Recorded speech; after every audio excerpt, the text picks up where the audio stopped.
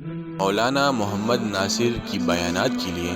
मौलाना मोहम्मद नासिर की official channel को सब्सक्राइब करें। सूरतुल माइदा आयत नंबर 1। अऊज़ु बिल्लाहि मिनश शैतानिर रजीम। बिस्मिल्लाहिर रहमानिर रहीम। या अय्युहल्लज़ीना आमनू औफ़ू बिलउक़ूद उहिल्लत लकुम बहीमतुल अनआमि इल्ला मा युतला अलैकुम गैर मुहिल्लिस सैदि व अंतुम हुरुम इन्नल्लाहा यहकुमु मा युरीद। सदक़ल्लाहुल अज़ीम। दा सूरत मुबारका सूरतुल माइदा दा मदनी सूरत दी।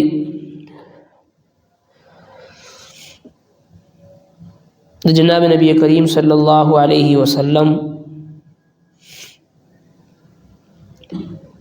दे सफ़रना मदीने मुनव्वरे ता द वापस रातलो दौरान की दा सूरत मुबारका नाजिल शो और दुआनो जहान सरदार मुबारक पा उख बांदी तशरीफ़ फरमाओ और दागी नुमो असबा चिकल द नबी करीम सल्लल्लाहु अलैहि वसल्लम पा बदन मुबारक बांदी द वही द नुज़ूल असरात शुरू शो। हगा दी उख द पारा नाकाबिल बर्दाश्त हो, दागा द जिस्म द पारा अगा बोझ द वही अगा नशो बर्दाश्त कवली। दुआनो जहान सरदार दागा उखना खतरा कुश पदी सूरत मुबारक की रुस्तु आयतुन मुबारकों की द हज़रत ईसा अलैहिस्सलातु वस्सलाम ना द नाजिलवलो द दस्तरखान मुतालिबा दा अनज़िल अलैना माइदतम मिनस समा कौम मुतालिबो कड़ा हज़रत ईसा अलैहिस्सलातु वस्सलाम ना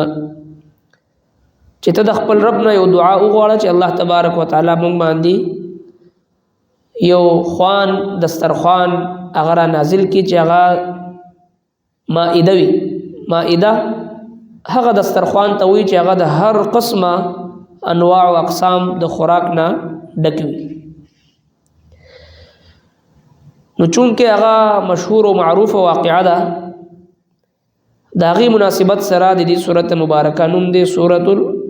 माइदा और दी सूरत मुबारका बुल नुम सूरतुल उक़ूद हम दी खो मशहूर नुम सूरतुल माइदा दे और दा चूँकि मदनी सूरत दी मदनी सूरतुन की अहकाम ज़िक्र वी अवामिर नवाही हलाल हराम जायज़ नाजायज़ मुआमलात सियासियात अखलाक़ियात मुआशरत दा चिकम अहकाम दे दागी तफसीली ज़िक्र द मदनी सूरतुन की अगमंग तास्त मिलावी। मक्की सूरतुन चिवी नु मक्की सूरतुन की चूँकि मक्का मुअज़्ज़मा की अहकाम इबादात दा वगैरह दुबरानो नु अगी की सिर्फ अल्लाह तबारक व तआला द अक़ाइद और दगा सीध रिसालत द कुरान करीम हक़ानियत और द क़यामत यानी द मआद ज़िक्र अगब मक्की सूरतुन की दा चूँकि मदनी सूरत दी पदी की अल्लाह तबारक व तआला द खपल द जबी और द लौज़ द आहद पासदारी और दगसी बिया हलाल व हराम यो मुसलमान द पारा कम कम सिज हलाल दे कम कम सिज हराम दे द सारवोना द कम कम सारवी वखा खोड़ेशी द कम कम सारवी वखा नशी खोड़ी और बिया द औदस द तहारत د تیمم د دې ذکر الله جل شانه په دې سورته مبارکه کې فرمایي او دې سورته مبارکه ته دی وجنه هم یو اهمیت حاصل لې چې هغه دا سورته مبارکه خصوصا پدې کې یو آیت مبارکه را روان دي چې هغه د نبی کریم صلی الله علیه وسلم د ژوند د مبارک زندگی بالکل په آخري حالاتو کې آخري وخت کې د حجۃ الوداع په موقع باندې نازل شو چې باغی کې الله رب کائنات نبی کریم صلی الله علیه وسلم او صحابه کرام ته دا خطاب فرمایل چې نن ورځ باندې ستاسو د پاره ستاسو دین هغه مکمل کړی شو او ستاسو د پاره دین اسلام تا خوښ کړی شو لہذا الله تبارک وتعالى په دې سورته مبارکه کې دغه مضامین هغه ذکر کړي وړومبي آیت کریمه یا ایها الذین آمنوا اے د ایمان خاوندانو چې کله دا یا ایها الذین آمنوا ذکر شي الله تبارک وتعالى خپل خاص بندگانو ته مؤمنانو ته خطاب فرمای یا ایها الذین آمنوا اے پما مینو نو قرآن کریم کی اتیا پیری 88 مرتبہ اللہ جل شانہ دا خطاب کی یا ایها الذین آمنوا چکل یا ایها الذین آمنوا وی ہر مسلمان دے دی مخاطب دے او بیا اللہ تبارک و تعالی س اوامر او س نواہی ځینې سيزونو د کارونو د کولو حکم کوي او ځینې کارونه موږ منی کوي نو چې کله هم یا ایها الذین آمنوا راشي نو پکار ده چې هر مؤمن متوجه شي او دینه بعد چې کوم حکم ذکر شي نو پاغه باندې د عمل کوشش وکړي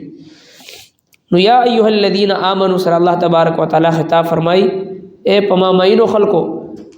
اوفو بالعقود پورا کوي وعدی اوفو وفا ایفا پورا کول بالعقود عقد مفرد عقود جمع ده وعدی ته وي څنګه چې خلک وي عقد نکاح عقد فلان او عقد فلان یعنی معاهده لہذا چې کله یو مسلمان مؤمن چا سره عقد کی او چا سره لوز کی بیا د ایمان نه خدا د چې دا با دا عقد او دا وعده دا بسر ترسي او چې کله عقد لوز او وعده د دې ایفا نه کوي دا سر ته نه رسي نو دا د منافق نه خدا جناب نبی کریم صلی الله علیه وسلم مبارک فرمایي چې آیات المنافق ثلاثه درې نخې د منافق دي اذا حدث كذب واذا وعد اخلف واذا اؤتمن خان منافق نه خداوي چې کله دی خبره کوي نو دروغ وي او چې کله د سره څوک امانت کوي دي نو په امانت کې خیانت کوي او چې کله دی چا سره وعده وکړي نو د وعده خلاف ورزي کوي نو د وعده خلاف ورزي دا د مؤمن نه خنشه کې دي بلکې دا د منافق علامت دي الله تبارک وتعالى قرآن کریم کی فرمائے واوفوا بالعهد ان العهد كان مسؤولا اے مومنانو تاسو خپل وعده پورا کوئ بشک تاسو نه د وعده په باره کې با تپوس کیږي تاسو به مسؤول یې د خپل وعدو په باره کې با تاسو نه تپوس کیږي نو لہذا چې کله یو مسلمان چا سره عهد کی چا سره وعده کی هغه وعده کې د صداقت اظهار کول دا ضروری دی چې پاغي کې کذب رانشي پاغي کې دروغ رانشي پاغي کې وعده خلافی رانشي لہذا د جناب نبی کریم صلی الله علیه وسلم د مبارک سیرت یو ګڼ شمیر واقعات په دی باندې شاهد دي چې رسول کریم صلی الله علیه وسلم هغه څومره د وعدي پابندي کړې ده او څومره د صداقت او د امانت حفاظت کړې ده د سرور کائنات صلی الله علیه وسلم د مبارک زندگی سلويخ کاله په دغه مکه معظمه کې چې کله وخت تیر کو او بیا 40 کاله بعد چې کله نبوت ملو شو او قوم مخې ته ودرېږي قوم ته خطاب کوي چې په دې 40 کالو کې ما په تاسو کې بچپن تیر کړه په تاسو کې لړکپن تیر کو ما په تاسو کې ځواني تیر کړه 40 کاله د انسان د ځوانۍ نه بوډاتوب طرف ته سفر شروع شي فقد لبثت فيكم عمرا من قبله افلا تعقلون ازما قومه ما د خپل ژوند 40 کاله په تاسو کې تیر کړی دی تاسو کې عقل نشته زما د ژوند نه تاسو دا عبرت نه اخلي که زه تاسو ته دا خبر وکم چې یو لوی د غنیم لښکر د دې غره شاته دی په تاسو حمله کوونکی دی زما د دې خبرې په باره کې بس تاسو څه رایه وي ټولو سردارانو ټولو د قبایلو مشرانو په یک زبان وي ما وجدناک الا صدقا اے محمد صلی الله علیه وسلم ته مونږه سوای د صداقت نه په بل څه باندې نه کتلې چې کله هم استاد خلینا یو خبر ادا شوې ده هغه رښتینی ده تا چرته د وعده خلاف ورزي نه کړي تا چرته په امانت کې خیانت نه کړي صادق او امین په لقب باندې په کفارو کې په مشرکینو کې مشهوري لہذا نبی کریم صلی الله علیه وسلم په دې موقع باندې دعوت ورکړي چې قولوا لا اله الا الله تفلحون که تاسو زما په دې 40 کالو باندې زما په دې ژوند باندې تاسو دومره یقین او اعتماد او باور ده نو بیا تاسو لا اله الا الله او دا 360 بوتان پرې دی تاسو به کامیاب شئ نو لہذا د نبی کریم صلی الله علیه وسلم د دې حق کلمې او حق وینا په وجه باندې دغه مشرکین بیا ظلم او تشدد او مخالفت هغه شروع کړه لہذا یو مسلمان و د خپل کردار په ذریعہ باندې دا ثابتای چې زما سابقه زندگی څنګه ده زمونږ استاد معاشره د دې بالکل الټ روان دي خلک د خپل چالاکی په ذریعہ باندې د خپل د جادو په ذریعہ باندې د خپل چرب زبانی په ذریعہ باندې او د خپل د خلی د تیزوالی په ذریعہ باندې دا ثابتولو کوشش کوي چې زما کردار سم دی او زما اخلاق سم دی او زما معاملات سم دی او دا وغیرہ وغیرہ بلکې د مسلمان د پاره د جناب نبی کریم صلی الله علیه وسلم مبارک زندگی او د صحابه کرام مبارک زندگی دا بهترین نمونه دی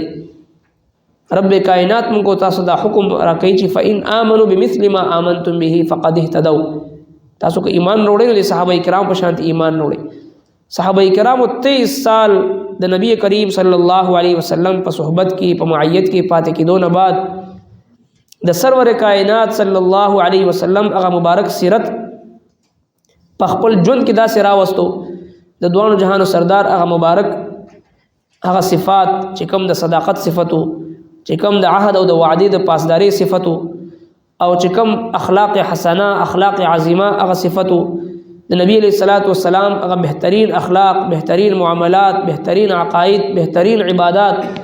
هغه ټول صفات ځان کې پیدا کو 100% د دوانو جهانو سردار مبارک په سیرت باندې چې کله رالل نو بیا کفار تووی کونو مثلنا اے کافرانو تاسو زمون په شانت شي چونکه صحابه کرام 100% معیار حق 100% معیار د ایمانو 100% قیامت پر راتون کې د مسلمانانو د پاره مشعل راه یو آیډیل یو رهبر یو رهنماو زکه به قوم ته وی چې کونو مثلنا اے کافرانو تاسو زمون په شانت شي نن موږ تاسو داسې نشو ویلي دغه وجه دا چې موږ تاسو معاملاتو کې فرق وي زمونږ استادو لین دین کې کمزوري وي او زمونږ استادو اخلاقیات او زمونږ استادو معاشرتی زندگی او زمونږ استادو معاشي زندگی پاغي کې دومره کمزوریانی دومره کوتاهیانی وي چې وړو وړو دنیاوي مفادات د پاره وړو وړو دنیاوي نفع او د فائدې د پاره وړو وړو نقصانات او نزان بچ کولو د پاره دروغ ویل د عهد او د وعده خلاف ورزي کول او د خپل محبوب پیغمبر سنت او مبارکه طریقه وړو وړو خبرو د پاره پر خودل دا په موږ تاسو کې ډېر زیات دي دی وجنه الله رب کائنات دا خطاب کوي چې یا ایها الذين امنوا اوفوا بالعقود اے مؤمنانو تاسو خپل وعده پوره کوئ نو دا وعده پوره کول عهد وعده او ایثاق او پیما دا سر تر رسول دا د کمال ایمان نه خدا او دغه صداقت او امانت په دې صفاتو په بنیاد باندې سرور کائنات صلی الله علیه وسلم پر دنیا کې انقلاب راوستو ام المؤمنین سیدہ طیبہ طاہرہ عائشہ صدیقہ رضی اللہ تعالی عنہ فرمائی فتحنا المدینة بالاخلاق مونږ مدینه منوره په خپل اخلاق په بنیاد باندې فتح کړې و مدینه منوره په جنگ باندې نه فتح شوی بلکې د خو اخلاق په بنیاد باندې فتح شوی و هغه ښه اخلاق سو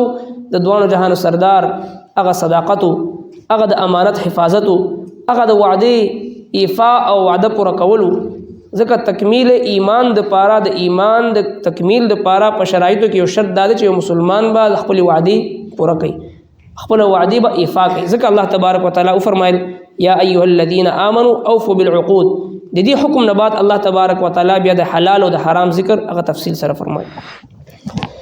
ربنا تقبل منا انك انت السميع العليم وتب علينا انك انت التواب الرحيم برحمتك